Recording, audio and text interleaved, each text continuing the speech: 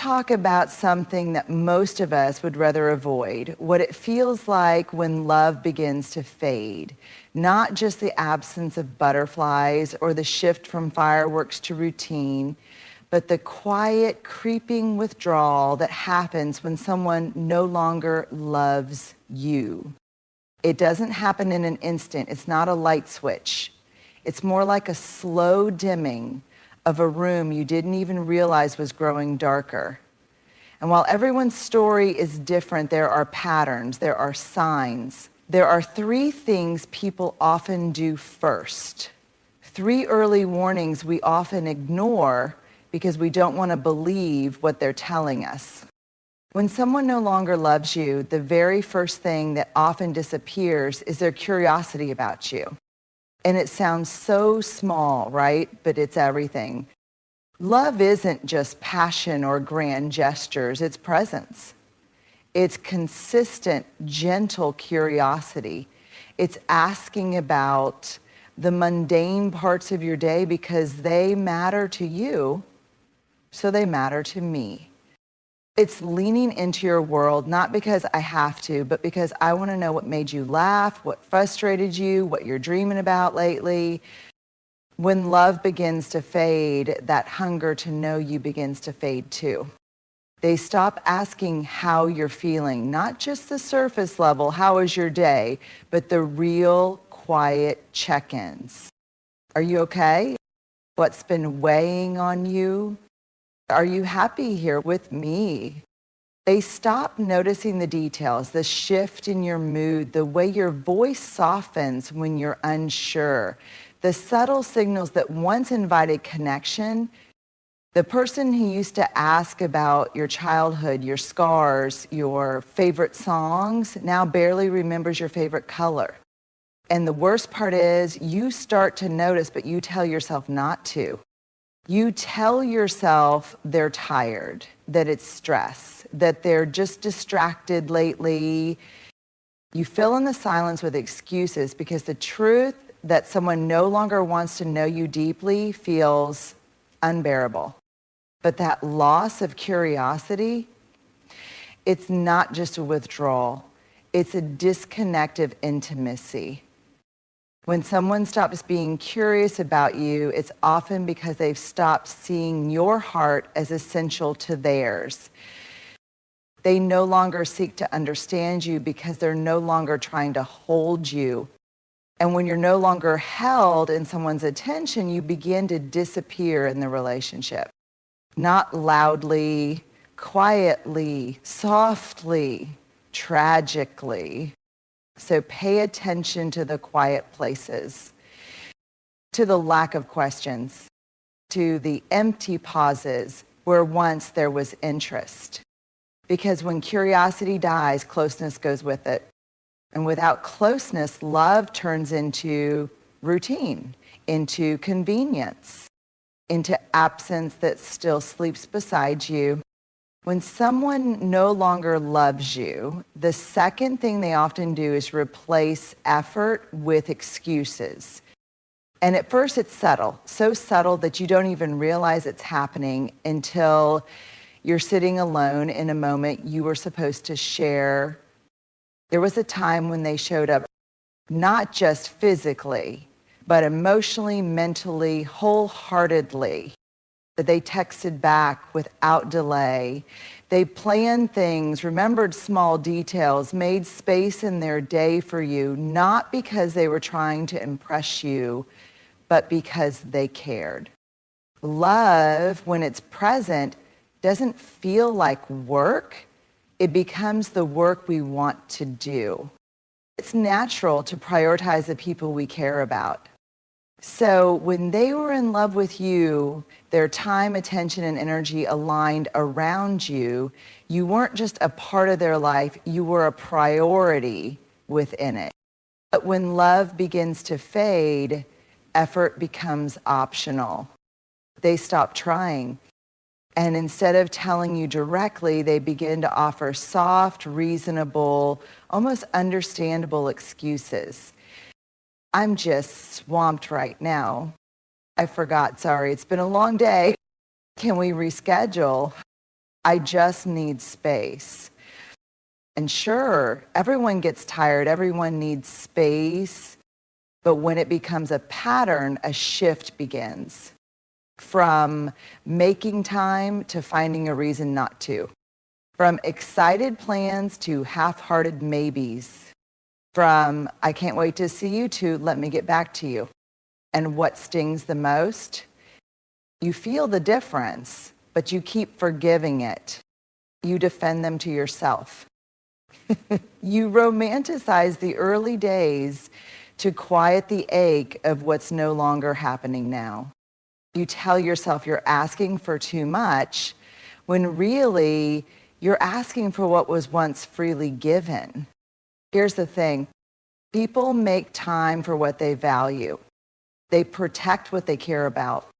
Effort isn't about grand gestures. It's about presence, consistency, and choosing someone again and again, even on the boring days.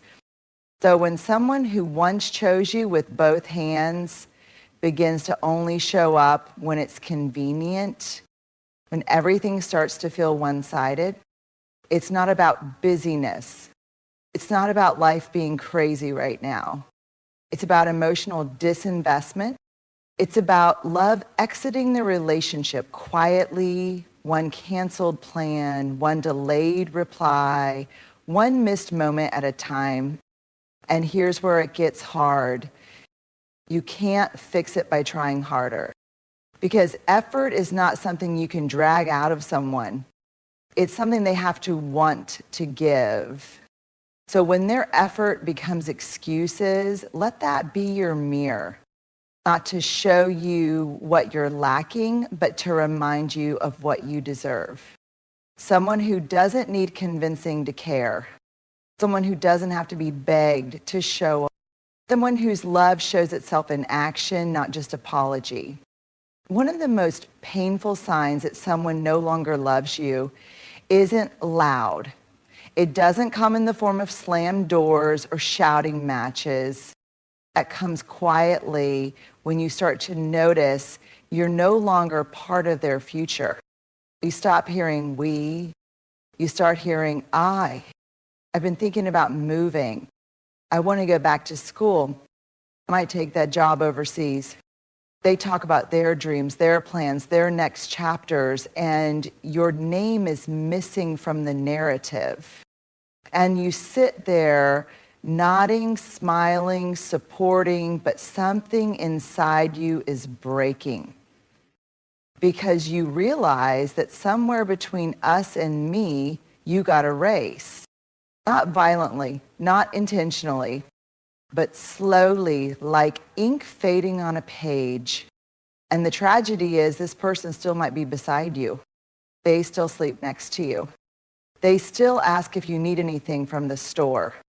But emotionally, spiritually, they're walking a road you're no longer invited to travel. In the beginning, they used to dream with you. You'd talk about vacations you wanted to take, the home you'd build, the kids, maybe the adventures. Your name was planted in the soil of every possibility. But now, they talk about someday in a way that feels distant. They hesitate when you say, should we go together? They smile politely and change the subject. Mm-hmm. Or worse, they tell you it's not the right time, that they don't know what they want.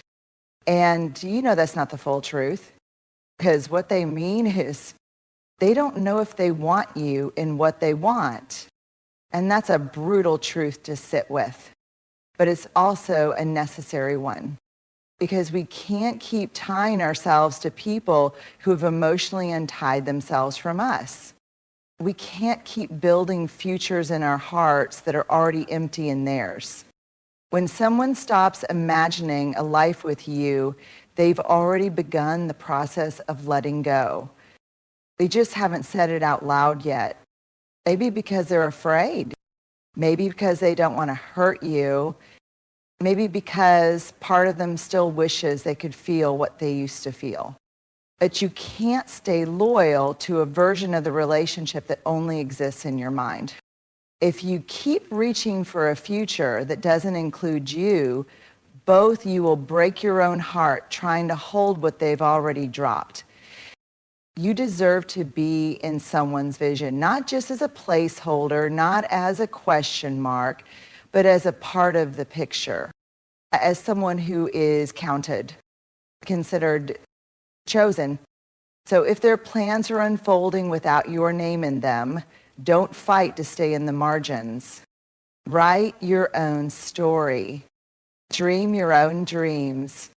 And make sure that next time you build your future with someone who's still dreaming with you.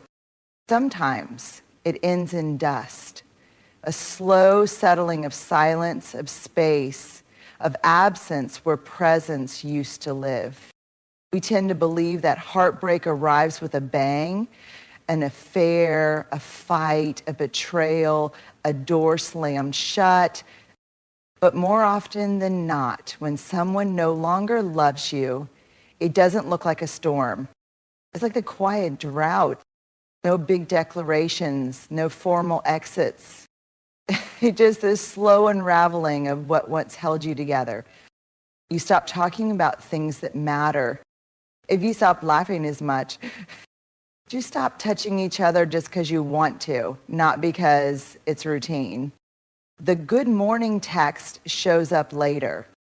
The good night kiss gets missed once, then twice, then becomes an afterthought. And you tell yourself this is just a rough patch. You believe that it's just the season you're in, that maybe things will get better when work slows down, when the kids are older, when you both get some rest. But underneath all the reasons is a reality you don't want to name. They're slipping away and you can feel it, but there's no moment to point to. No evidence to hold up and say, look, here's the proof it's falling apart. And that's what makes it so painful. Subtlety robs you of certainty. You feel the loss deeply, but you question yourself constantly. You start to wonder if you're being too sensitive, too needy, too much. You become an investigator of their mood, reading into every tone, every pause, every misreply, because you're trying to make sense of what your body already knows, but your heart doesn't want to accept. Love doesn't live here the way it used to. And the worst part, they're probably not trying to hurt you. In fact, they may not even fully realize they've begun to pull away. Because fading love isn't usually a choice, it's a drift. A drift that happens when connection is no longer nurtured, when effort becomes habit. And the magic turns into maintenance and nobody bothers to light the fire again. This kind of ending is hard to grieve because it doesn't have a clear beginning. There's no exact moment you can look back on and say, that's when I lost them. All you know is one day you woke up in the same bed with someone who no longer reached for you in the dark. So you learn to read the silence. You learn to decode what's missing. You learn to carry the ache without answers. But here's the truth. Just because something ends quietly doesn't mean it doesn't hurt like hell. Just because there's no explosion doesn't mean there wasn't devastation. And you deserve more than a love that disappears while still smiling at you across the table. You deserve clarity. You deserve presence. You deserve someone who doesn't let the flame die in silence. Someone who's brave enough to speak when things are breaking and tender enough to fight for what still matters. Because love doesn't vanish overnight. It fades in subtle ways and slow moments, and then all at once you realize what you were holding on to is already gone.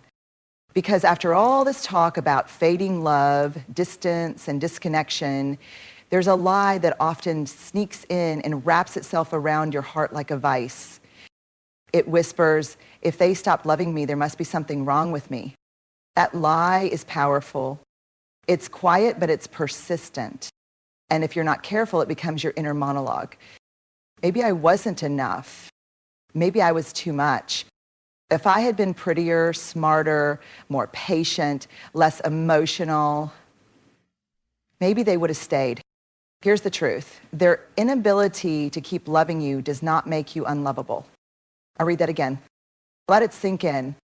We confuse someone's exit with our value. We treat their fading affection as a mirror when it was never meant to be one. But love, true love, is not a reward for perfection. You don't earn it by being flawless. You don't lose it because of your humanity.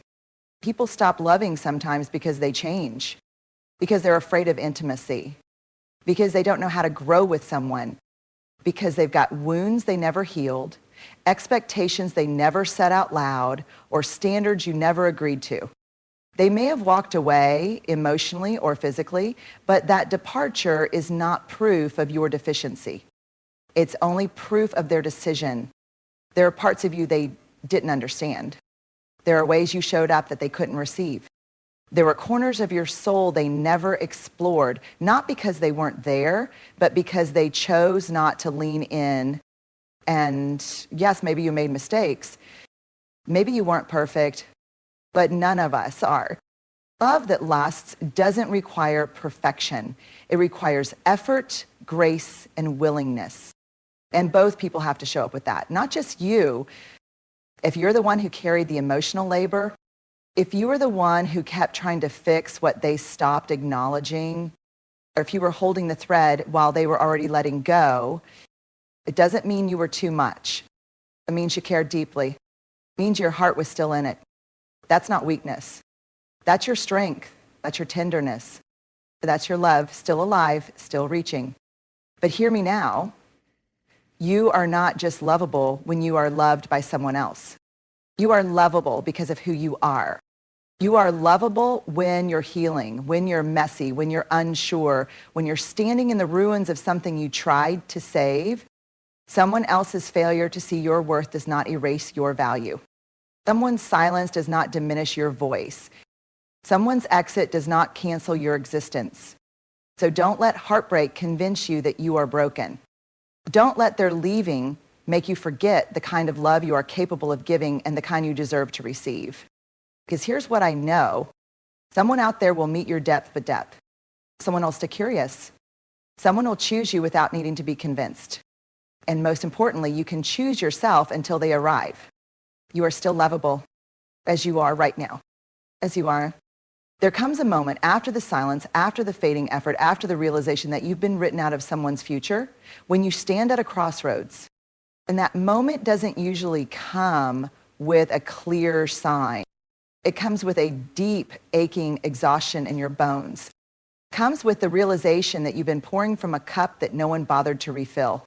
And it comes when you finally ask yourself, when did I stop choosing me? Because that's what happens when we love someone who no longer loves us. We abandon ourselves piece by piece, gently at first, then more aggressively until we're a shell of who we were when we first met them. We quiet our needs so we won't be too much. We shrink our truth to protect their comfort. We stay silent to avoid conflict. We forgive things that still hurt. We pretend we're okay with less just to hold on to a version of the relationship that no longer exists. And all of that pretending comes at a cost, you. But here's the truth. The healing doesn't start when they come back. It doesn't start when you get closure. It doesn't even start when they say, I'm sorry. The healing starts when you stop waiting, when you turn inward, when you realize you are still whole, even with a heart that's bruised. Choosing yourself first isn't selfish. It's sacred. It's the radical act of reclaiming your worth when someone forgot how to honor it. It's saying, I will not beg for the bare minimum. I will not audition for love. I will not stay in places that starve my soul just because I'm afraid to be alone. Choosing yourself looks like walking away not out of spite, but out of self-respect. It looks like unlearning the belief that love has to hurt to be real. It looks like coming home to your own voice, your own joy, your own peace. Doesn't mean you don't still love them. It doesn't mean you're not grieving. It just means you finally love you enough to stop staying where you're not fully seen. You deserve reciprocity. You deserve softness. You deserve to be met. Not just halfway, but with open arms and a steady heart. And if that means letting go of someone who can't or won't offer that. You let go, not because you gave up, but because you finally remembered you are worth choosing too. Let that be your turning point. Not the ending, but the beginning of deeper healing, of higher standards, of wholeness that doesn't depend on who stays or who leaves. You are the love you've been waiting for. So choose yourself first, and don't stop choosing yourself until someone comes along who does the same. And we walk through the signs: the loss of curiosity, the fading effort dressed up as excuses, the painful realization that you're no longer in their future. We talked about how love doesn't always end with a crash, but with a slow, quiet drift. How it hurts just as much, if not more, because there's nothing obvious to point to. And we arrived at the truth that even when love leaves, you are still lovable. And you are always empowered to choose yourself first. Here's what I want you to hold close. When someone no longer loves you, it's not an indictment of your worth. It's not a reflection of how hard you tried or how deeply you cared or how much you hoped things could go back to the way they were. It's a chapter. It's a shift. It's the end of something that once mattered, but it is not the end of you. In fact, sometimes it's the very beginning of your return to yourself. Because the pain of being unloved by someone else can become the doorway to the most important love story you'll ever write.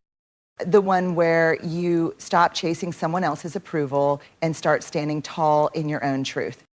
The one where you stop begging to be chosen and finally realize you were never meant to be picked like a prize.